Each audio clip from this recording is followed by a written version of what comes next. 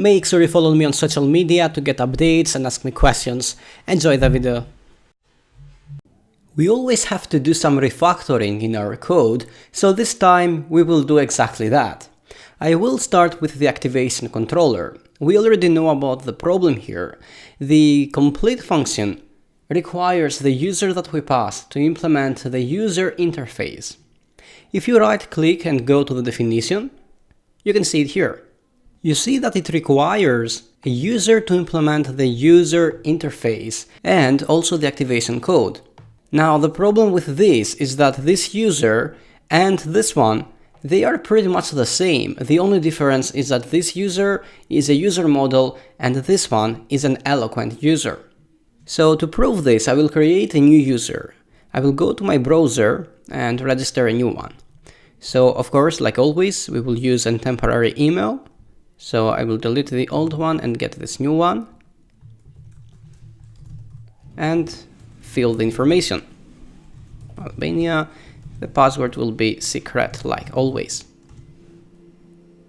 Okay, so now we are registered to the system. So let me get this email here, but I will not click yet. So what I will do is to go back to my activation controller, and right here, I will DD the user.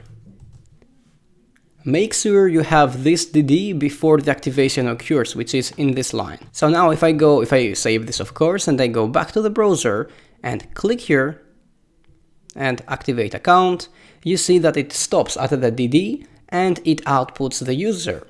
So this user is a user model, right? And you can see it here. It says app/user. So it is our user model. However, if I remove the DD for the user and I change this to Sentinel user and I save and I go back, you see that the Sentinel user is an eloquent user. So this is why this one works only with the Sentinel user, because the complete requires the user to implement the user interface, as we said, and you can verify it here. But our user model doesn't do that. However, the eloquent user, which is the user that the Sentinel package uses, which is a model that they have created, that model, the eloquent user that you can see here, works with the Sentinel, of course. So this is why this one works, and this one, with the user, it doesn't. So hopefully you see the difference between user and eloquent user. So now I will do the appropriate changes to do everything with our user model and not with the Sentinel user, which is the eloquent user. So if you go to the config folder and open the Catalyst configuration file, and you scroll down a bit, here is when you can provide the user that will be used by Sentinel. So instead of using the eloquent user, which as I said is the user that the Sentinel package provides, and this is why the eloquent user class is inside the Catalyst folder. So instead of using the eloquent user, I want to use the user model. So just change this to app/user. So I will save this and look at this.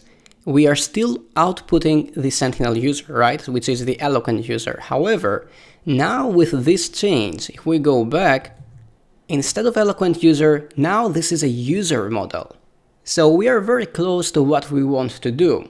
Now the next step is actually it is recommended to create a new user class, maybe something like my user, and extend the eloquent user there. However, I will extend the eloquent user in our default user model.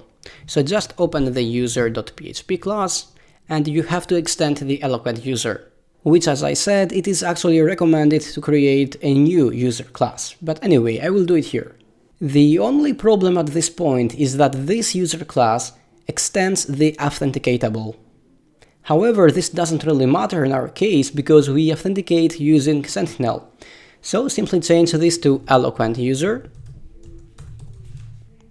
And of course, instead of importing the user and use this as authenticatable, we want to import the eloquent user class. The path to the eloquent user is Catalyst, and then Sentinel, users, eloquent user. Okay, so we save this now, and I want to go back to the browser, but what will this change?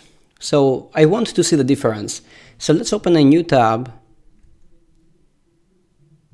and get this URL from here and paste it. So this is the result that we get after we extend the eloquent user in our model, and this is the result that we have before we do that. So hopefully you can see the difference between this one, which is the old version without extending the eloquent user from the user class, and this one is the other one, the one that we have actually right here, where we extend the eloquent user. Now, one of the main changes that we get by extending the eloquent user is that the table name from now that is here, now it is users, which corresponds to our database table. Now that Sentinel uses our user model completely, let's get rid of some code in the activation controller. So I will close this user model and the configuration file. So get rid of the Sentinel user, and instead of Sentinel user, now we will use the user. Okay, so for the activation, this is enough. So I will just save and go back to this, close one of the tabs, reload, and the activation is done without any error. If we do not have the changes, then this will complain about the user not implementing the user interface. However, with the changes now, this doesn't happen anymore. However, we have a problem. Now that we make use of the user model, which is right here, we have a problem with our registration. So let me show you by creating a new user. So I will go to the register and let me get a new email. Okay, copy, paste, same information, register. So as you can see, it complains that the location cannot be null. So this happens because in our user model, the fillable array doesn't include the location. Hopefully you have watched my Laravel videos and you know what the purpose of this fillable array is. Anyway, this is something that we have already fixed though in the eloquent user. So if I go to the eloquent user, and I can simply grab this code from here, the data in the fillable array, and pass it here. So save. Let's give it another try, reload, continue. Hopefully it works. It takes some time. Okay, done. Anyway, so now we have this new user with ID 5, and this user is not activated, as you can see here, because the completed is 0 and the completed at is null. So let's see if the activation still works. If I go to my email, activate account, go back to this, reload, and as you can see now we are activated, so the activation still works. So we still have the forgot password controller, so let's get rid of the Sentinel user in that controller as well. So I will open the forgot password controller, and yeah, this is the Sentinel user, so just delete this. And here we use the user instead, here as well. So I will make all the changes manually just to make sure that we do not make any mistake. So where else? Another Sentinel user here, so simply delete this and change this to user. Where else? Okay, no other change here. So now we go to this, we delete this as well.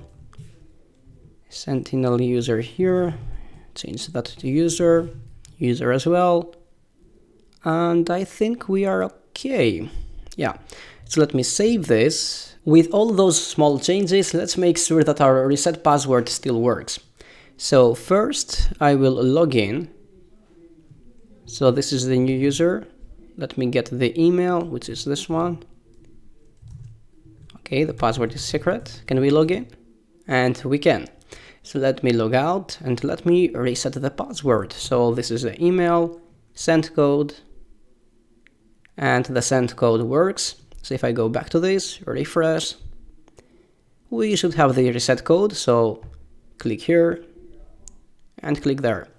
Okay, so it looks like this works. So let me now try to change the password to 111.111.111.111. Okay, update password, and it works. So my new password now is 111, 111 again. So let me try to log in with the old password.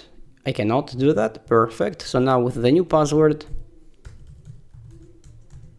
I can. The refactoring was successful.